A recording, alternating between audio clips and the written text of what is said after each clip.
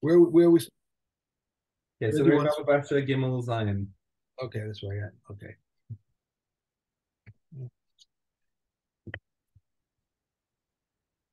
Okay, here we go. A man may not open his windows onto a jointly owned courtyard. If he buys a house in another courtyard, he may not open it onto a jointly owned courtyard. If he builds an attic above his house, he may not open it into the jointly owned courtyard. However, if he wishes, he may build a room within his house or build an attic above his house and open it into his own house. A man may not open into a jointly owned courtyard a doorway opposite another doorway or a window opposite another window. If it was small, he may not enlarge. If there was one, he may not make two. However, he may open onto the public domain a doorway opposite another doorway and a window opposite another window. If it was small, he may enlarge it. If it was one, he may make it two. One may not dig a hole under the public domain, pitches, ditches, or vaults. Reb Eliezer permits it if it is strong enough for a wagon loaded with stones to ride over it. One may not extend protrusion or ledges onto the public domain. However, if he wishes, he may recess his wall inside his own property and extend them. If he bought a courtyard in which there are protrusions or ledges, they may retain their status. One who sells a house has not sold the annex, even though it opens into it, nor the room which is near to the rear of the house, nor the roof when it has a parapet 10 handbreadths high. Yehuda says if it has a doorway, even if it is not 10 handbreadths high, it is not included in the sale. Right. So this is talking about the prevailing market conditions at the time of the Mishnah. And what was the understood thing when you did a deal to sell a house? Nowadays everything would be in a contract anyway, but you might have a different custom in our time. So anything is according to everything that's here is with a caveat that it's all according to the minhag hamakom. So the Mishnah is telling us what is the minhag hamakom, that when you sold the house, if there was an attic on top of it that was a separate unit, that didn't come along with the house. Okay, so that's what we're carrying on with. Lois habor lois hadus. Furthermore, also there's if you had a borehole or a dus is something that's similar to a borehole, but it's a little more built up. So it's got a concrete rim or something as opposed to just a hole in the ground. Even though a person wrote in the contract that I'm selling you my house with or without the height and the depth, but the bore and the dos are considered like almost a separate rishos. Okay, the tzarich likach lo derech divrei Rabbi Akiva, and so if the seller wants to come and get water out of his borehole which he didn't sell, then he has to repurchase from the buyer a path to get a right of way at least. He needs to buy back a right of way. He has to purchase from the buyer, so he can go take water from this cistern. That's right. Because Rabbi Akiva's shikah, which we'll see again in the end of the Mishnah, is that when somebody sells, he sells with an ayin tova. It means he sells that he gives generously, which means that all the land around is sold as well, including his own right of passage back to the board. That was my question, because you said that he would have to buy back, or pay to be able to use the cistern. But then now you explained that it is really in the contract anyway. So yeah. Okay. So yes, and that's okay. Yeah. So he said that the person is overly generous. Said the Chachamim, no, a person people are naturally stingy and they'll only sell exactly what they say they're selling and not a penny more, not an inch more. So if he intended to come back for his cistern, then he's certainly not selling the ground to the cistern. Okay, and Umodi Rabbi Akiva, but Rabbi Akiva concedes Bisman she'amar lo chutz me'elu. If he explicitly says excluding my cistern over here, then he's clearly saying that in order to he's saying that in order to notify the buyer that he's going to retain the rights to come back and get to his water. Okay, now the converse case. If he just sold the cistern or the in his property to somebody else, Rabbi Akiva Omer, says no, he doesn't. The guy doesn't have to buy the rights to come into the cistern, because naturally a person, is generous, and he's not going to just sell the cistern and say, well, now you have to buy the rights to come in as well. You can have, if you can fly through the air and land on your cistern, that's fine with me. But now you got it. So Rabbi Akiva says no, he doesn't have to buy himself. That comes implicitly with the purchase. Chachamim no, say Chachamim, if he only sold the cistern, he didn't necessarily sell the right of passage. And the halacha follows Rabbi Akiva. You see, Rabbi Akiva is consistent between the beginning and the end. That he says that when a person sells, he sells with an ayin tovah. And but whether he's selling his property and keeping the cistern, or selling the cistern and keeping the property, you can see that it works. His flow works either way. And the halacha follows Rabbi Akiva in this, that a person does sell with ayin tovah in this respect. Okay. Mishnah Gimel, ha-mocher es habayis. Somebody sells a house, machar es hadelis, and for sure he sold the door, because the door is a fixture of the house. But the key, that's metaltalin, that doesn't necessarily come with the house. Now, the technology of keys in those days was not like Yale locks and things. A key was really just a sort of a bit of friction, because anyone could make a key. And keys were kind of interchangeable. You just had to maybe shift a little bit of your key. It wasn't the kind of technology that a key was unique to a particular lock, I guess. There must have been some way that was useful. Otherwise, burglars could just get themselves a set of keys and do whatever. But it seems like I can only imagine that keys were not as advanced as they are now. So it seems like a person can keep his key even if he sells the house. Machar is a machteshes. It's a machteshes hakavua. Machteshes is a mortar for crushing things, which is built into the ground. Okay, because it's kavua. If it's built into the ground, then it comes along with the ground. Aval lo is mitaltelis, but not one that is movable. Mitaltelis is. It's a movable mortar. Even if it's a big one, it doesn't come along with the house. It's trobal, avalois akelis. He sold the itztrabal. The itztrabal is the lower part of the mill that is fixed into the ground. Avalois akelis. The kelis is the flower catch. Thank you. Right. It's what you pour your grain into for grinding. So that's a movable part. So that's not considered a unit with the mill. Lo is a tanner, but lo is a kiraim, and he hasn't sold his oven or his stove. In their days, as in ours, when somebody sells a house, they don't necessarily sell the ovens and the stoves, because those can come in and out easily. I mean, unless you have a kitchen that's got everything built in, like the stove in the kitchen is usually built into the shayesh. So that will probably get sold along with it. But the oven, which is just like sort of resting on a shelf in the cupboard, that can come out. Okay, but so I'm just trying to apply these principles that whatever is built in is automatically considered sold. Although again, you think about light fittings. The minhag in Israel is that if you sell the house, you can take out your light fittings and just put back in the Russian chandeliers and leave that for the buyer. Okay, however, if he says that I'm selling you my house and everything that's in it, that means all the fixtures. So as soon as the deal is done, whatever's attached to the house is part of the deal and belongs to the buyer. Daled, hamocher es achatzer. Somebody sells his courtyard. Machar, okay, without mentioning what's in it. Okay, machar batin boris shechin amaros.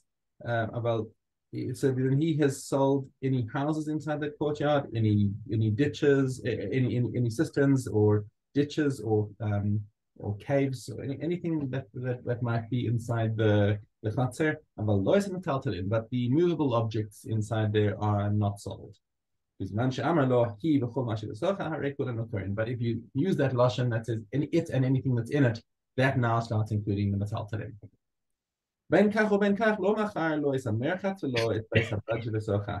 But in either case, he has not sold a bathhouse or an olive press that's in, because that's too significant to be bottled to the chatzer. Okay. Rabbi Eliezer is a chatzer lo machar ela avira shel chatzer. He says, no, anything that you're giving over in the chatzer is the airspace. That's it. And the halacha does not follow Rabbi Eliezer; it follows the Tanna Kama. Okay. Should go to Aleph Vav. Aleph Vav. Yeah. Sorry. Yeah, Aleph Vav. We do not divide a courtyard unless there are 4 cubits for each one, nor do we divide a field unless there are 9 calves for each one. Rabbi Huda says unless there are 9 half calves for each one, nor do we divide a garden unless there is half a calf for each one. Rabbi Akiva says a quarter calf, nor do we divide a salon, nor a hall, nor a dovecote, nor a cloak, nor a bathhouse, nor an olive press, unless there is enough for this and enough for that one. This is the rule. Anything which can be divided and still retain its name, we divide. But if not, we do not divide it. When they do not both consent. But when they consent, they may divide with even less than this, however, than this. However, they may not divide holy scriptures even if they are both consenting. Okay. Baba Matzia. No, we've got 2 more Mishnayos here in Baba Basra. Wait. Oh, after Vav. I'm sorry. Yeah. A man may not dig a pit near the pit of another, nor a ditch, nor a vault, nor a water channel, nor a laundry or his pool, unless he does distance them from 3 handbreadths from the other's wall and plaster them with lime. One must distance olive refuse, manure, salt, lime, and stones 3 handbreadths from the wall of another, or plaster it with lime. One must distance seeds, a plow, and urine 3 handbreadths from the wall. One must distance a mill 3 handbreadths as measured from the lower millstone, which is 4 as measured from the upper millstone, and an upper by 3 handbreadths as measured from the base, which is 4 as measured from the brim. A man may not place an oven in a house unless there is a height of 4 cubits above it. If he wished to place it in the upper story, there might be a layer of plaster 3 handbreadths thick beneath it, and for a stove 1 handbreadth. If it caused damage, he must pay for the damage. And Reb Shimon says they stated all these measurements only so that if it caused damage, he should be exempt from paying. Oh, you don't. Hold on. Let's see. Base test.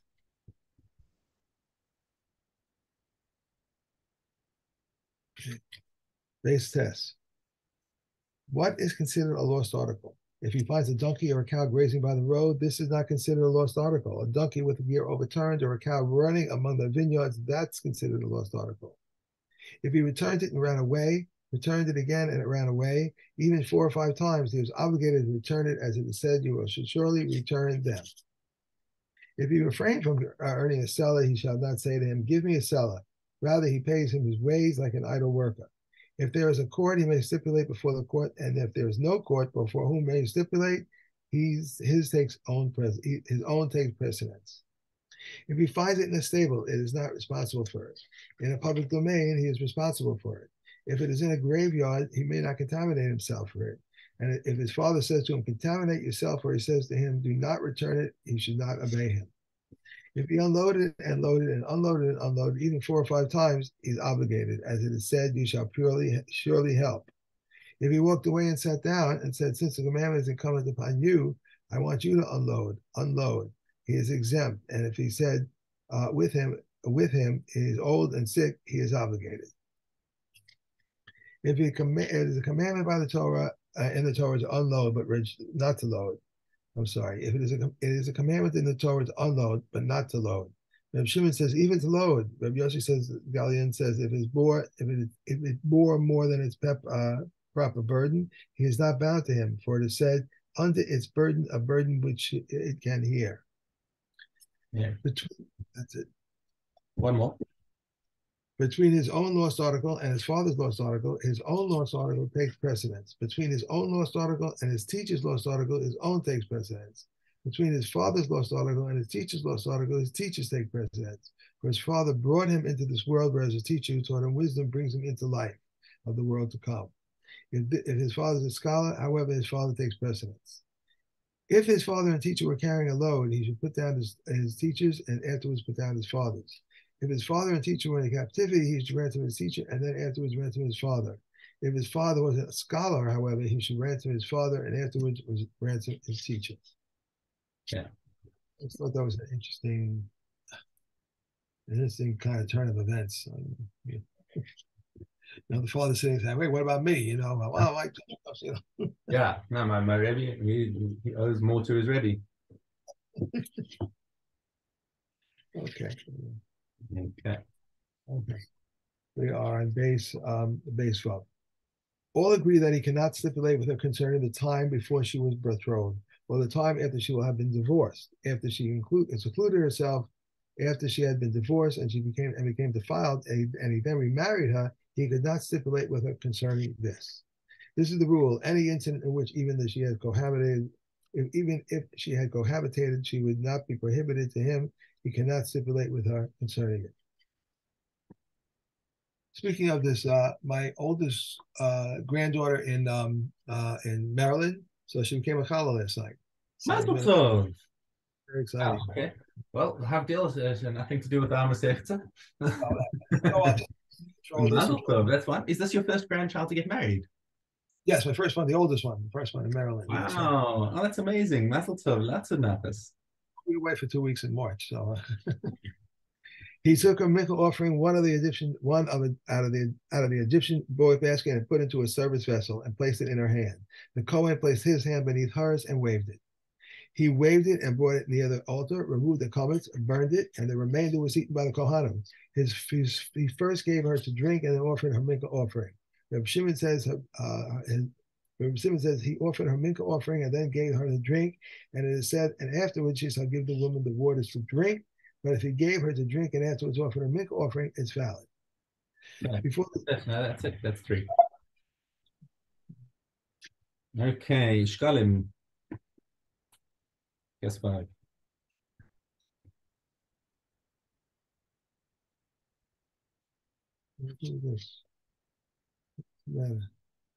What did you say? Did you say test? Ches Vav. The last 3 Mishnah, so the next in the sector. That's right. The limbs of the daily offering were placed on the lower half of the ramp. On the western side, those of the additional offerings were placed on the lower half of the ramp on the eastern side. It says here, the note I have in here from one of my other courses, that this was opposite in the Kahati. Am I correct in that? Or I'm sorry, it's what? Oh, yeah, it says this is opposite in the Kahati. Where are you seeing that? Up top, I put a note here on the top that limbs of the daily offering were placed on the lower half of the ramp on the western side. Those are the additional offerings were placed on the lower half of the ramp on the eastern side. So maybe there's different on the eastern side. Hold on. Sorry, are you talking about in Mishnah Vav? Yes. On Mishnah Ches. Okay, so let's get to that when we get to Mishnah Ches. Let's start with Vav. And wait, do you go back to Vav? Oh, sorry, where were you reading before? I lost my place. I was in Ches. Oh, okay. Oh, okay. Sorry, I must have been distracted. So Evarei Tamid, Nitanim Mechatzi Kevesh Lamata b'Mizrach. Okay, so read to me what you've got inside in ArtScroll. You see in the notes. No, just go ahead with reading the Mishnah. Sorry, the limbs of the offering were placed on the lower half of the ramp on the western side, and those of the additional offerings were placed on the lower half. You just said on the western side because the Mizrach is the eastern side. Right, so that's why I'm saying it's opposite in Kahati. What does it say? Can you read to me the Hebrew of your Mishnah over there? You're not going to like it. Tamid, Tamid, Natanim, Meketzi, Kekes, Kevesh. Keves, and Mata, Ra, Rab. Bamizrach. My gear says it's Bamizrach. That's what we're saying. Is that it seems to be a machlokes in the Girsa. So I'm going to quickly take a look on Sefaria as a resolution. Sefaria would typically be accurate. Mishnah. We need to go quickly because I'm going to have to go soon. Okay, Shkalim. Yes. Okay.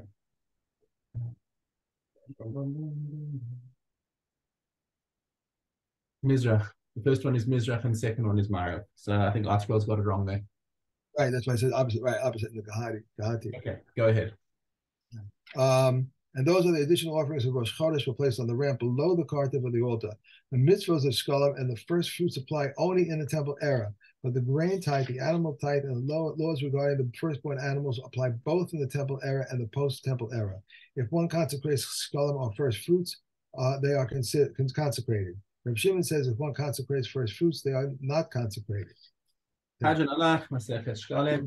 And tomorrow we begin with Yoma.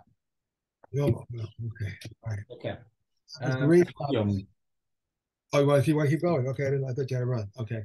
No, we've got time, but I was just padding to make sure that we can finish all of our chazaras. Tefil Yom Beis Hay. Regarding sanctified meat upon which a layer of sediments congealed, if it's Tevel Yom touches sediments, the piece of meat are permitted. If you touch the piece then the piece and everything that comes up with it are connected to one another. And Rabbi Yochanan ben Nuri says both of them are connected to one another, and the same applies to legumes of which a layer congealed on top of the slice of bread. Legumes prepared in a pot. When legumes are separate, it is not considered a connection. When they form a mass, it is considered a connection. If there were many masses, they're counted. If oil was floated on top of wine and a Tevel Yom touched the oil, it has rendered puzzle only the oil. Rabbi Yochanan ben Nuri says both of them are connected to each other. If a barrel sank into a pit containing wine and a Tevel Yom touched it, if he touched it from the rim of the barrel and inward is considered a connection. If he touched it from the rim of the barrel and outward is not connected, Rabbi Yochanan ben Nuri says even if the level of wine in the pit above the barrel is equal to the height of the person, when he touched the wine directly above the mouth of the barrel is considered a connection. If a barrel of wine developed a hole, whether in the top, the bottom, or its side, and a Tevel Yom touch it there, all the wine in the barrel is tummy. Yudah has if the hole is on the top or the bottom of the barrel, all the wine is tummy. But if the hole is in the side, the wine on this side and the wine on that side is tahor. Okay. If one is pouring liquid from one vessel into another vessel, and a Tevel Yom touches stream, if there is sufficient volume of tahor liquid in the receiving vessel, the tamar liquid is nullified in a mixture 101. Okay. We have